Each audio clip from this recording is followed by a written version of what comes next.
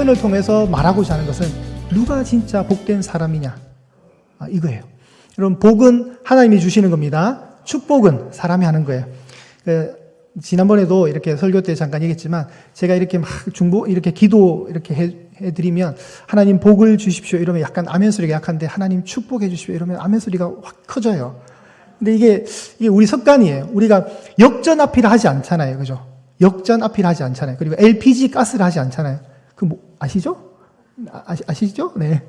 이게 언어에 약간 이게 이제 습관인데, 저도 그래서 뭐 이렇게 복 이러면 여러분이 아멘 소리 약하니까 제가 축복이라고 저도 많이 기도할 때 써요. 하면서 좀 불편하지만, 이게 서로 눈높이를 맞추는 건데, 이제 간혹 이게 혼용이 되더라도 너무 오해는 하지 마시오. 그러나 복은 하나님이 주시는 거고, 축복은 사람이 나누는 겁니다.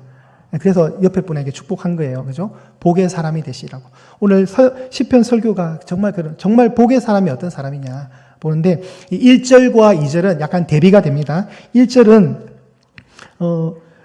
복되지 못한 사람들이 나와요. 복되지 못한 사람. 세 부류가 나오는데 뭘까요, 여러분? 성경에 보시면 악인들 나오죠. 악인들. 그리고 죄인들이 나오고, 또요, 오만한 자들이 나와요. 그러니까 악인들, 죄인들, 오만한 자들은 다수고, 복 있는 사람은 한 사람이에요. 한 사람. 복 있는 사람. 저와 여러분인 거예요. 복 있는 사람이 지양해야 될 세 가지의 상황이 뭐냐면, 꾀를 따르지 않는 것과, 길에 서지 않는 것과, 자리에 앉지 않는 거예요. 누구의 영역이죠? 악인들, 죄인들, 오만한 자들. 그러나 이 세 부류는 그냥 묶어서 나쁜 놈들이에요. 그냥 묶어서 하나님을 거부하는 자들. 다 비슷하죠? 그러니까 악인들, 죄인들, 오만한 자들은 그냥 하나로 묶어도 됩니다. 그러나 성경은 이렇게 세분을 했습니다. 그런데 여기 동사를 잘 보셔야 돼요. 악인들의 꾀를 따르지 않는다. 걷는 거예요. 따르지 않는다. 그리고 죄인들의 길에 서지 않는다. 이래 가다가 멈추는 거예요. 그리고 오만한 자들의 자리에 어떻게 한다고요? 앉지 않는다. 이게 뭘까요, 여러분? 이거는 어떤 죄의 전연성과 같은 거예요. 더 상황이 안 좋아지는 거예요. 상황이. 예전에 두부가 300원, 500원 하던 때가 있어요. 한 모에. 제가 한 번씩 신부를 가면 저희 어머니가 500원을 주시면서 두부 한 모 사오라고 하셔요. 근데 이제 정용만 군이 두부를 사러 가다가 우연히 문방구를 지나게 되었는데, 그 오락기 앞에 우리 친구들이 있는 거예요. 그래서 너네들 뭐하냐 얘가 보는 거예요, 이렇게. 어디를 가야 돼요, 지금? 두부 사러 가야 되는데, 섰단 말이죠. 근데 거기서 더 안 좋은 상황이 뭐죠? 나도 해보자 해서 앉아서 어머니가 주셨던 두부 사오라는 그 500원을 가지고 오락을 하고 있는 거예요. 그게 악의 점진적 습성이에요. 악은요, 점점 눈덩이처럼 커져요. 그래서 악인들의 꾀, 죄인들의 길, 오만한 자들의 자리는 성경적으로 복 있는 사람이 피해야 될 아주 방어적인 거예요. 되게 소극적인 거예요. 근데 우리가 적극적으로 해야 되는 게 있는데, 적극적으로 해야 될 복 있는 사람 행동은 2절에 나옵니다. 우리 2절 한번 합독하실까요? 쉽습니다. 시작. 오직 여호와의 율법을 즐거워하여 그의 율법을 주야로 묵상하는 도다. 아멘. 이제 1절은 좀 소극적이고 방어적이라면 2절은 굉장히 적극적으로 해야 되는 거예요. 그 적극적으로 해야 되는 게 뭐냐면 하나님의 법을 즐거워해야 돼요. 여러분, 하나님의 법을 즐거워하시기를 축복합니다. 아멘. 즐거워하시고, 그걸 또 어떻게 해야 돼요? 주야로 묵상을 하는 거예요. 묵상. 이게 시편이 알려주는 복 있는 사람의 모습입니다. 이 땅에서 복 있는 사람 이러면 일단은 어디에 땅이 있어야 돼, 땅. 땅이 있어야 되고, 건물이 있어야 되고. 그래서 요새는 그 아이들의 꿈이 뭐죠? 건물주가 되는 거잖아요. 창조주 밑에 건물주. 건물이 있어야 돼, 이러잖아요. 그런 이제 시대가 되어버렸어요. 근데 그런 게 복된 게 아니라 여호와의 율법을 즐거워하면서 그 율법을 아침, 저녁으로, 밤낮으로 묵상하는 자리예요. 자, 오늘 1절에 나오는 복 있는 사람이 하지 말아야 될 세 가지의 소극적인 태도, 방어적인 자세 중에 첫 번째가 악인들의 꾀입니다. 꾀. 여러분, 꾀 이러면 뭐죠? 정석대로 해야 되는 걸 요령을 통해서 쉽게 쟁취할 때 꾀돌이라 그러잖아요. 그런 습성이 있는 걸 따르지 말라는 것과, 두 번째 죄인들의 길 이런데, 여러분 길은 삶의 방식과 또 추구하는 방향이 될 수 있죠. 그 악인의 길 할 때 우리가 생각할 수 있는 것은 성경에 이제 왕들을 평가할 때 쓰는 패턴이 있습니다. 우리 말씀 한번 띄워주실까요? 열왕기상 15장 34절에 보시면 이렇게 나옵니다. 하나님이 바하사라는 왕이 있었습니다. 북이스라엘의 왕이었는데 이 바사에게 이렇게 얘기하죠. 바사가 여호와 보시기에 악을 행하되 여로보암의 길로 행하여 그가 이스라엘에게 범죄하게 한 그 죄 중에 행하였더라. 그 다음 절인 16장 1절에도 이렇게 나옵니다. 16장 1절에도 하나님이 바사를 꾸짖으세요. 그래서 2절에 저렇게 얘기하시는 거예요. 바사를 바사예요. 내가 너를 티끌에서 들어서 내 백성 이스라엘 위, 북이스라엘입니다. 북이스라엘의 주권자, 왕이 되겠는데 네가 누구의 길을 걸었다고요? 여로보암의 길을 걸어서 내 백성을 망치겠다. 나를 노역겠다. 이렇게 얘기하시는 거예요. 그러니까 한 사람의 평가 기준, 지금도 마찬가지입니다. 지금도 하나님을 거역하는 자들의 길은 여로보암의 길입니다. 여로보암의 길을 걷는다는 이 말 속에는 하나님을 섬기지 않았다, 경외하지 않았다 말도 같이 함축되어 있는 거예요. 반대로 여로보암의 길과 대칭되는 길이 있는데 그 대칭되는 길을 역대하 34장 2절에 이렇게 표현합니다.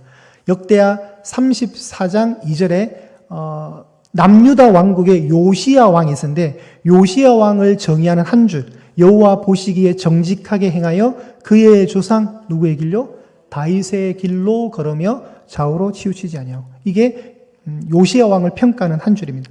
요시야 왕은 상대적으로 하나님을 섬겼습니다. 하나님을 섬겼기 때문에 그의 길은 다윗의 길이라고 이야기합니다. 그러니까 반대가 되죠. 이게 여로보암의 길과 다윗의 길. 그러면 우리 시편에도 마찬가지죠.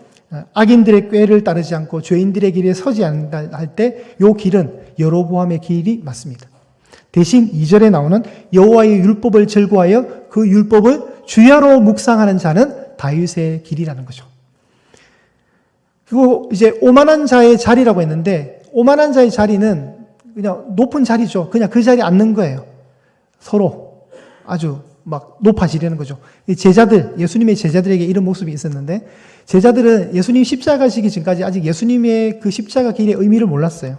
그러니까 그들은 뭘 보냐면 정치적 메시아 예수님께서 높은 자리에 올라가실 건데 그때 우리가 어떤 자리 잡느냐 서열 순위 싸움을 계속 계산하고 있었어요.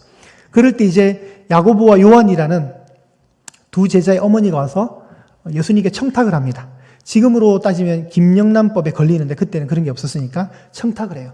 예수님, 당신이 높은 자리에 오르시면 내 아들을 하나는 오른쪽에 하나는 왼쪽에 앉혀주세요라고 청탁을 해요.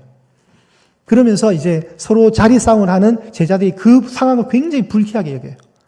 그게 뭐냐, 저거 내가 하려고 했는데 내가 먼저 말하려고 저쪽에서 먼저 말했네라는 거죠. 서열 싸움, 순위 싸움을 그들은 계속해서 머리로 계산하고 있었습니다. 그게 바로 오만한 자리의 자리인 거예요. 그런데 예수님은 그 모든 상황을 뒤로하고 아주 의외의 행동을 하시는데 바로 선생된 예수께서 제자들의 발을 씻겼던 거예요. 지금은 신발 문화가 있어서 발이 오염될 확률이 적지만 당시에는 샌들 문화잖아요. 흙먼지가 다 있는 그 발을 씻기는 것은 하인들 중에서도 가장 낮은 하인이 하는 행동이었어요. 예수님이 제자들을 그렇게 섬기시는 거예요. 그게 이제 복된 자의 모습이죠. 그러니까 우리가 멀리해야 될 것은 간단합니다. 악인들의 꾀, 죄인들의 길, 오만한 자리에 앉지 않는 겁니다. 대신 하나님의 백성, 성도들이 해야 될 것은 여호와의 율법을 가까이 하는 것. 그 율법을 주야로 묵상하는 겁니다. 그런데 여러분, 묵상 이러면 어떤 느낌이에요? 눈을 조용히 감고 조용한 장소에 조용한 시간 속에 하나님 말씀을 이렇게 잠잠히 생각하는 걸 묵상이 할 수 있는데 성경이 말하는 묵상은 그게 아니에요. 성경이 말하는 묵상은 읊조리는 거예요. 읊조리는 거. 중얼중얼 거리는 거예요. 왜 그러냐면 당시에 인쇄술이 발달이 안 돼 있잖아요. 그러니까 어때요? 랍비들이 읽는 말씀을 듣고 그 문장을 최대한 기억하는 거예요.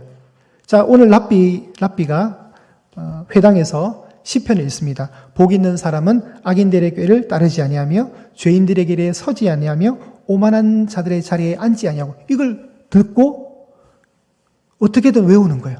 뭐라 했더라? 기억해보자. 복 있는 사람은 죄인 악인의 꾀를 따르지 아니하며 이렇게 계속 생각하는 거예요. 그걸 어떻게 하는 거예요? 읊조린다 그런 거예요. 중얼중얼 곱씹고 음식물을 꼭꼭 씹듯이 계속 생각을 돌려서 말로 표현하는 거예요. 말로. 이게 성경이 말하는 묵상입니다. 이 묵상이 또 어디에 나옵니까? 여호수아 1장 8절에 보시면 내 입에서 율법의 이 말씀을 떠나지 말게 해라고 모세를 이어서 지도자가 된 여호수아에게 하나님이 얘기하십니다. 이 율법책을 내 입에서 떠나지 말게 해라. 그 입이 뭐예요? 읊조리는 입을 얘기하는 거예요. 모세는 워낙 탁월한 지도자였고 그 모세의 지도자의 자리를 그대로 이어받은 여호수아는 굉장히 두렵고 위축돼 있었어요. 그러니까 하나님이 여호수아 1장 9절에 강하고 담대하라. 놀라지 말라고. 담대하라고 자꾸 얘기하는 건 뭘 알 수 있냐면 그만큼 여호수아가 지금 담대하지 못한 상황, 두려워하는 상황이었다는 것을 얘기하는 거죠. 그 담대하고 두려워하지 않기 위해서 해야 될 것이 율법책을 입에서 떠나지 말게 하는 거예요. 그러니까 단순히 여러분 말씀을 읽고 생각하는 것으로 된 것이 묵상이 아니라는 거예요. 앞으로 이제 저희 예양교회 모든 성도님들이 가정에서 뭘 하시냐면 여러분의 일상의 모든 자리에서 뭘 해야 되냐면 말씀을 자꾸 읊조리셔야 됩니다. 자, 뇌 사진을 한번 보여드리겠습니다. 사람 머리에 전두엽이라고 있습니다. 간혹 한번 들어보신 적 있죠? 그 전두엽의 더 앞에 있다해서 전두엽이 있습니다. 전두엽에서 이제 어떤 걸 하냐면 보통 이제 뭐 감정도 컨트롤하고 여기서 어떤 생각들 많이 하거든요. 그런데 이 전두엽이 신앙적으로 볼 때 하늘의 영적인 은혜가 우리 속에 오는 장소가 전두엽이에요. 자, 그 다음 사진 보여드리겠습니다. 자, 이 전두엽에서 어떤 반응이 뇌가 이렇게 활성화되는가를 본 그림인데, 이쪽 그림은 아이들이 게임할 때, 이쪽 그림은 우리가 단순히 계산할 때, 6, 4, 24, 3, 5, 15 이런 거. 단순 계산할 때 뇌가 저렇게 활성화되는 거예요. 애를 쓰니까. 그리고 요쪽 그림이죠. 요쪽 그림은 이제 뭐냐면 책을 소리내지 않고 묵독할 때, 소리 없이 마음으로 읽을 때 뇌가 저렇게 되고, 자, 이제 제일 하이라이트가 뭐죠? 글을 소리내어서 읽을 때, 소리내어서 낭독할 때, 이 보세요. 뇌의 도파민이 엄청 활성화되는 거예요. 엄청. 자, 그러면 여러분 성경을 읽으실 때 어떻게 되냐면, 물론 마음속으로 조용히 읽으셔도 되지만 이제는 어떻게 하셔야 되냐면 애를 쓰십시오. 애를. 여러분 여기에 게임할 때, 컴퓨터 게임할 때 우리 아이들이 지금 뇌 상태가 이런 거예요. 아무 생각이 없어요. 노력이 없어요. 그런데 성경을 보면서 낭독하면서 읽을 때 우리 아이들의 뇌가 이렇게 된다 생각해 보세요. 어떻게 될까요? 네. 그러니까 우리가 소리 내어서 낭독을 하는 게, 묵상하는 게 중요한 거예요. 지금 제가 교육부서에 그래서 유초등부 아이들 그리고 중고등부 아이들에게 이걸 부서에 요청을 했습니다. 앞으로 10분간만 소리 내서 읽자. 여러분은 가정에 돌아가시면 한 15분에서 20분간, 제일 좋은 건 30분이에요. 근데 30분씩 읽으려면 힘드실 거예요. 그렇지만 10분부터 시작하시는 거예요. 10분부터. 유대인들이 있잖아요. 13살 때 아이들이 성인식을 해요. 우리는 성인식을 20살 때 하지만 유대인들은 13세 때 하는데, 그 유대인들의 성인식인 13세 때에 온 친척들이 다 와요. 이건 마치 돌잔치나 어르신의 팔순잔치급이에요. 굉장히 중요한 거예요. 네가 드디어 자립신앙을 가지고 하나님을 경외하는 단독자로 설 수 있다는 걸 축복하기 위해서 친척들이 와요. 근데 이 아이들이 5세, 6세부터 성경 말씀 토라를 암송을 해요. 암송. 글을 읽을 줄 아는 나이 때부터, 그리고 읽지 않더라도 읽을 줄 모르더라도 소리로 듣고 외울 수 있으니까 암송을 하는 거예요. 그러니까 성인식 때 하나의 이벤트를 벌이는데, 이 13살 된 남녀 아이들에게 숙제가 주어져요. 친척들이 너를 축복하러 올 건데 너는 대신 그 친척들에게 여호와의 율법을 낭독하는 시범을 보여야 해서 이 아이들에게 토라 5경이라 불리는 창세기, 출애굽기, 레위기, 민수기, 신명기 이 5권 중에 그 아이가 좋아하는 성경책 한 권을 고르는 거예요. 그러니까 만약에 머리가 조금 게으른 아이 같으면 레위기가 제일 짧거든요. 레위기가. 그래서 레위기를 선택하는 거예요. 근데 대신 그 아이는 레위기 1장부터 27장까지 토시 하나 안 틀리고 다 외워야 돼요. 왜냐하면 성인식 때 발표를 해야 돼. 그러니까 아이들은 스트레스를 받지만 어떻게 해요? 그걸 애쓰는 거예요, 막. 이 꼬맹이 때부터. 그걸 이제 아까 보여드린 회당에서 하는 거예요. 예전에 우리 선조들이 했던 서당 교육이 굉장히 지혜로운 시스템인 것 같아요, 진짜. 다 모아놓고 하늘, 천, 따지, 거물, 현 이걸 계속 하잖아요. 자기가 내뱉게 해서 자기가 그 소리를 듣는 거예요. 그게 묵상의 원리가 그게 나오는 거예요. 회당에서 아이들이 이렇게 교육을 시키니까 13세 때 안 틀리기 위해서 애쓰고 애썼던 그 아이들이 발표를 딱 하는 거예요. 창세기 1장이면 태초에 하나님이 천지를 창조하시냐 이러면서 쭉쭉쭉쭉쭉 하는 거예요. 그리고 다 외웠을 때 친척들이 막 감격해주고 박수 치주고, 그런 아이들에게 어렸을 때부터 그렇게 하나님 말씀으로 훈련된 아이들에게 일반 세상 학문을 주보면 어떻게 될까요? 너무 쉽겠죠. 수학 공식 한두 개 외우는 거 그 아이들이 못 외우겠어요. 이 아이들은 이미 뇌가 여호와의 율법으로 말미암아 발달된 애들. 그러니까 여러분 1200만 밖에 되지 않는 유태인들이 전 세계에 돈을 다 쥐고 있잖아요. 그 조그마한 이스라엘이 뭐 심각한 문제가 벌어지면 저 거대한 미국이 나서서 막 중재하려고 그러잖아요. 왜요? 다 돈이 있거든요. 돈이. 걔네들이 어렸을 때부터 이런 걸 훈련해놓으니까 모든 뭐 노벨 평화상, 뭐 노벨 뭐 물리학상, 노벨상이나 노벨상 다 유대인들이 거의 다 뭐 가져가고 그랬잖아요. 왜요? 어렸을 때부터 훈련된 머리가 있는 거예요. 그런데 오늘 대한민국 우리 현실, 우리 청소년들 뭐 하고 있죠? 다 게임하고 있는 거예요. 뇌를 다 죽이고 있는 거예요. 그 도파민이 그렇게 폭발적으로 증가하지 않는 그 아이들이 나중에 이제 중독에 빠지면 말씀을 읽는 것도 힘들고 소리 내어서 읽으라 해도 더 힘들어요. 더 애들이. 더 힘들어요. 그래서 지금 안 되겠다 싶어서 제가 이걸 하려고 그래요. 아이들에게. 아, 이거 막아야 되겠다. 더 게임에 중독되기 전에 애들 뇌를 살려야 되겠다. 근데 너무 성경적이에요. 여러분, 저는 제 일생에서 가장 잘한 게 뭐냐고 혹 물으신다면 저는 이렇게 대답할 수 있습니다. 제가 고등학교 1학년 때 교회를 다니게 되면서 열심히 다녔어요. 정말 초신자가 너무 열심히 다니니까 너무 예뻐 보이는가, 그 30명도 안 되는 그 작은 그 중고등부에서 제가 갑자기 회장이 됐어요. 회장이 되니까 제가 내가 회장이, 너 아무것도 모르는데, 이 신앙생활 한 지 5개월 만에 회장이 된 거예요. 그래서 제가 어떻게 하겠어요? 신앙생활 5개월 만에, 그래서 뭐 경쟁자들이 많은다, 또 그건 또 아니에요. 그게 뭐 그냥 이렇게.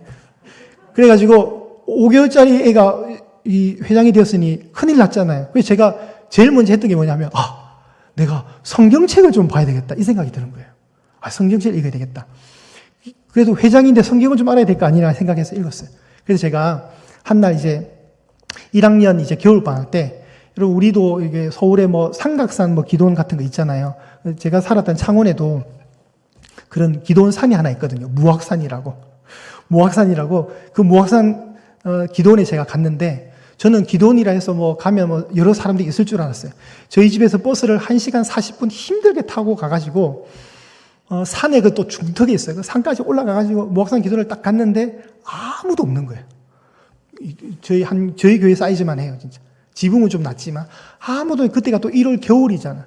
너무 추운데 집에 돌아갈까 이러다가 온 게 아깝잖아요. 1시간 40분 버스 타고 와서 또 산까지 올라와서 너무 아까워서, 그래요, 왔으니까 창세기라도 읽고 가자 해가지고 그 추운 그 바닥에 앉아가지고 있잖아요, 여러분. 방석 2개 깔고 이렇게 옷 뒤집어 쓰고 창세기부터 1장 읽었어요. 너무 재밌는 거예요.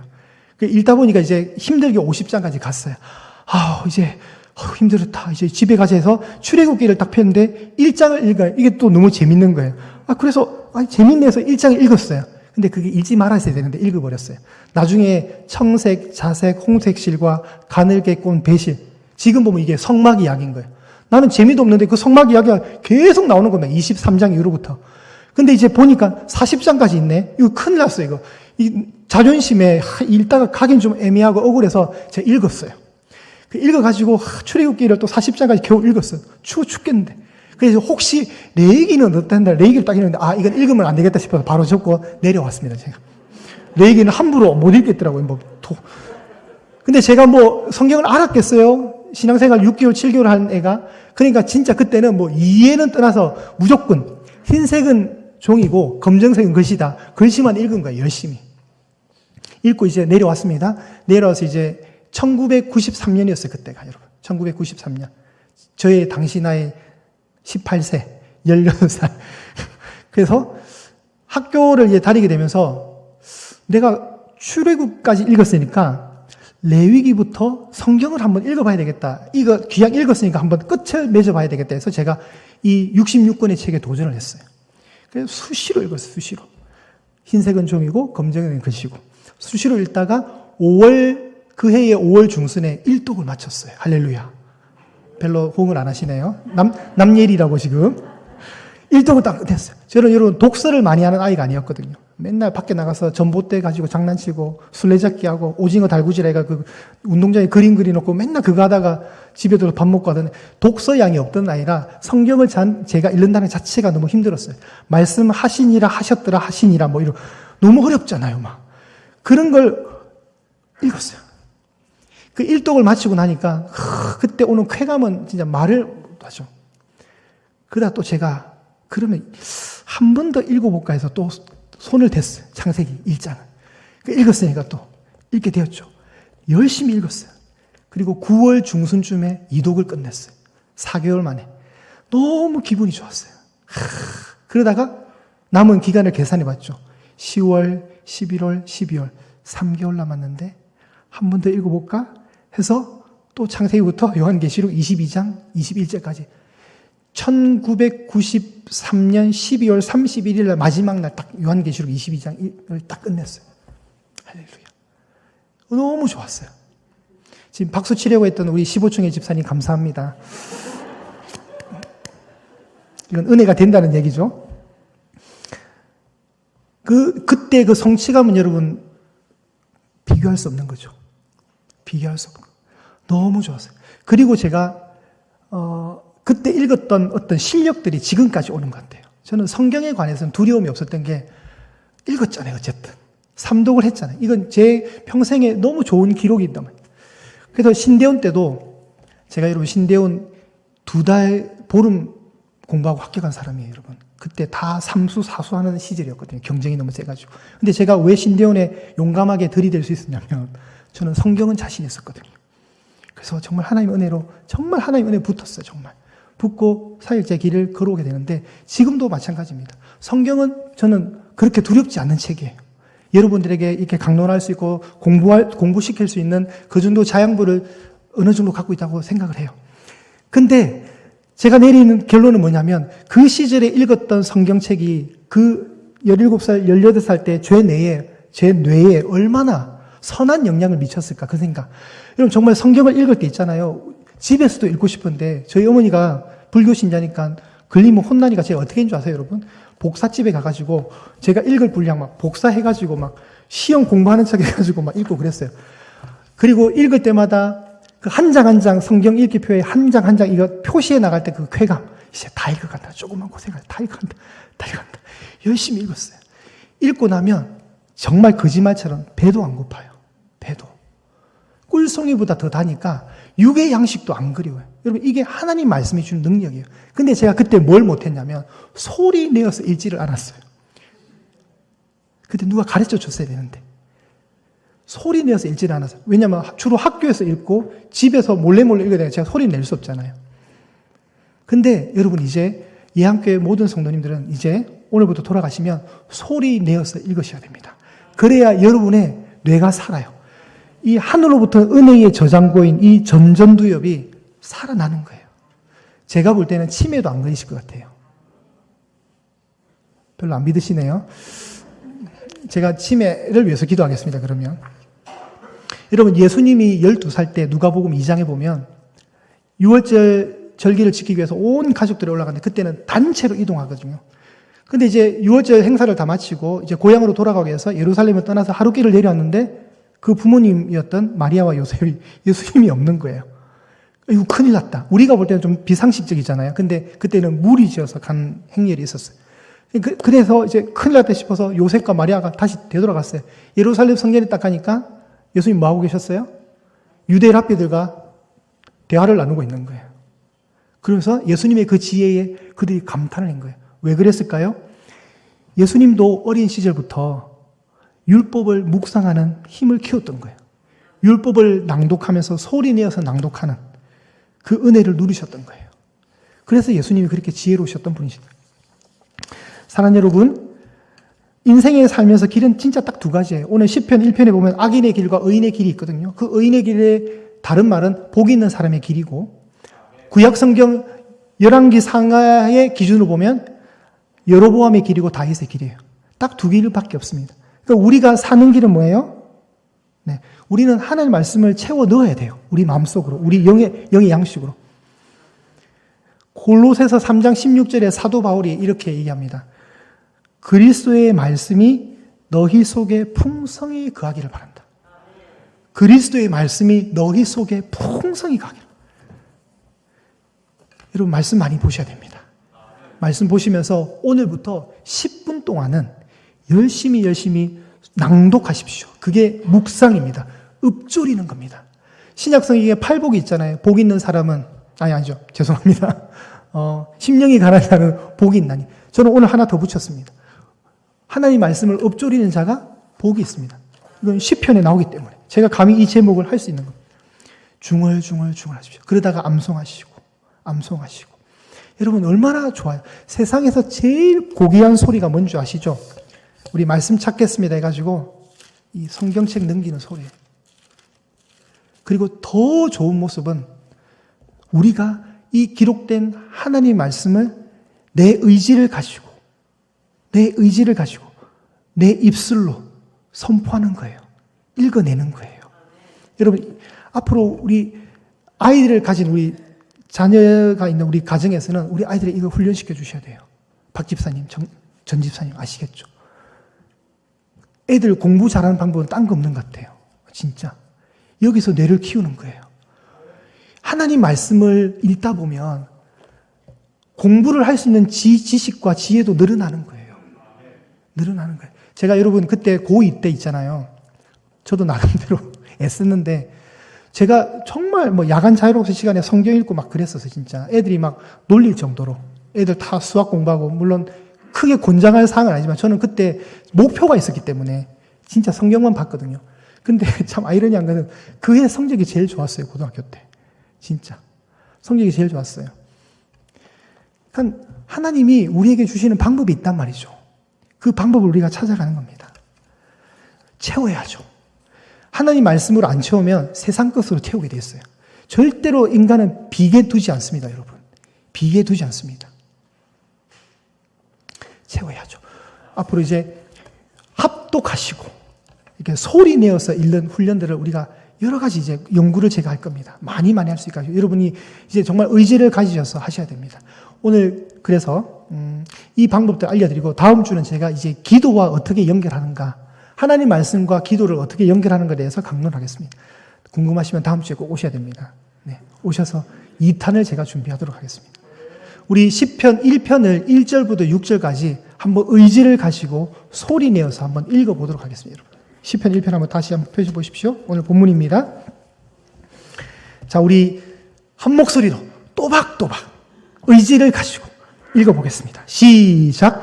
복 있는 사람은 악인들의 꾀를 따르지 아니하며 죄인들의 길에 서지 아니하며 오만한 자들의 자리에 앉지 아니하고 오직 여호와의 율법을 즐거워하여 그의 율법을 주야로 묵상하는도다. 그는 시냇가에 심은 나무가 철을 따라 열매를 맺으며 그 잎사귀가 마르지 아니함 같으니 그가 하는 모든 일이 다 형통하리로다.